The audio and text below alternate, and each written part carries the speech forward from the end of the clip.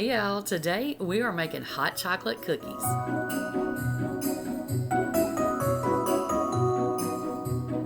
Okay, so we're going to start by getting our dry ingredients together. So what you're going to need is 3 1/4 cups of all-purpose flour. And then you're going to need some hot chocolate mix. Now, I have the big container of hot chocolate, and it's, of course, y'all know, it's the Great Value, you see there. But if you don't have that, you can use the packets, okay? If you use the big container, you need 3/4 of a cup. If you use the packets, you need 4 packets. The only thing I found this recipe forever ago on Pinterest, and I wrote it down, and I have no idea where I found it, but I'm sure I could research. But the only thing I do remember is don't use sugar-free. Don't know why, don't know what it changes or what it does, but it said don't use sugar-free, so I'm not. Okay, you're going to add a teaspoon of salt, a teaspoon of baking soda, and then 2 teaspoons of baking powder, okay? And don't worry, I'm going to have all this written out in the description box for y'all as usual.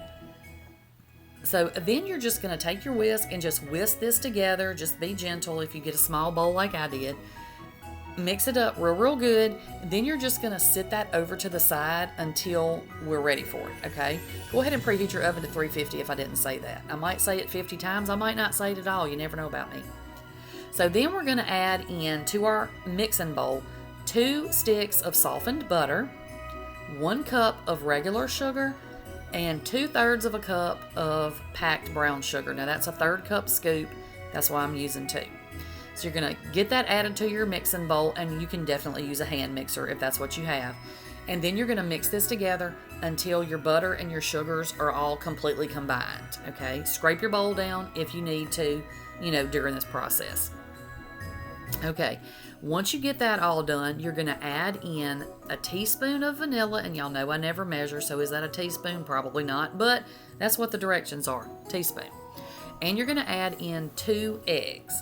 And if you're scared of eggshells, you can certainly crack these into a separate bowl and then add them in if you want to do that. You know what? It's your kitchen. You do what you want to do. We're not going to judge you. And frankly, we're not going to know anyway. So, do what you want to do. Then you're going to mix this up, y'all, until all your egg is good and mixed in. Okay? It's going to look a little something like that right there. Then we're going to start adding in those dry ingredients, okay? Just a little bit at a time. You don't want to add that whole bowl in there, because if you do, you're going to spray your entire house with flour. Trust me. Don't ask me how I know. Okay, so you're going to just add in, like I said, a little at a time until all of your dry ingredients are combined into your dough. Now, you're going to be looking at it at this point going, what did I do wrong? I forgot something. I left something out. It's too dry. Nope. It's not. The dough is very dry. Now, the cookies are not dry. They're super chewy and oh so delicious.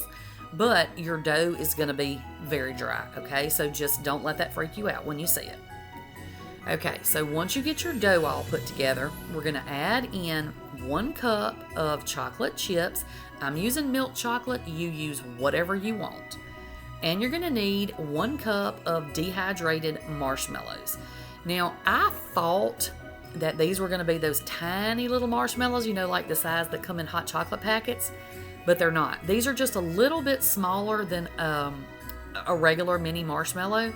So what I did, I originally was going to use mini chocolate chips and those little tiny marshmallows, to kind of keep everything to scale.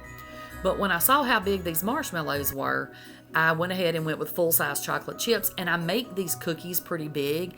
If you have the tiny ones and the mini marshmallows, you can certainly make smaller cookies. I mean, you could make smaller cookies with these, but I was just kind of thinking, our add-ins are kind of big, so I'll make big cookies. No big deal. So anyway, get that good and mixed in, and those marshmallows, I got those at Walmart. They're pretty cheap. So if you're looking for them, you don't know where to find them, that's where I found them at. So put that in the refrigerator for at least 30 minutes. You can leave it overnight if you need to. Then we're just going to scoop these out. That's about a 2 tablespoon cookie scooper I'm using, I believe. You can see what size they are, what size the cookies come out. Now look, y'all don't talk about my silicone mats or my pan that I've got right there. I found a huge pan at the Ross, and I should have known better. because it wasn't real thick, But the first time I baked anything on it, it stained. It stained the darn cookie sheet, and that's what you're seeing. What looks like my silicone mats are dirty. It's not my mats, it's underneath. But, it's a stain, it's not dirty, so we're not going to worry about it. We're going to keep on using it. So if y'all see that in future videos, just act like you don't see it. Y'all know, just act like you don't know. We're just going to use our stain. Y'all know all my pans is crusty anyway. Anyway, all right, scoop those all out. And then I started to kind of press them down, but let me tell you, they're thick. I'm just telling you, just be prepared for that.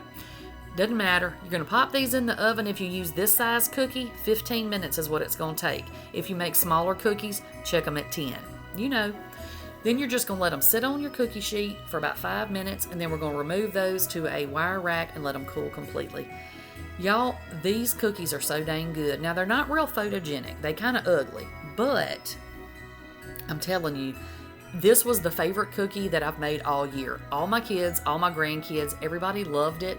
Everybody. I mean, my grandkids were eating like 3 or 4 of these, and they're big, okay? Don't tell their mama. Anyway, all right, that is all I've got for y'all today. I will catch y'all on the next one.